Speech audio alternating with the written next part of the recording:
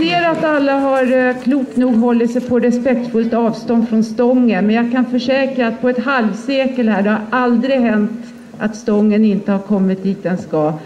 Så vi litar på Karnäsåk här, hans duktiga rättviskörare. Vi litar på spelmansdaget här som får spela upp stången här tillsammans med dem.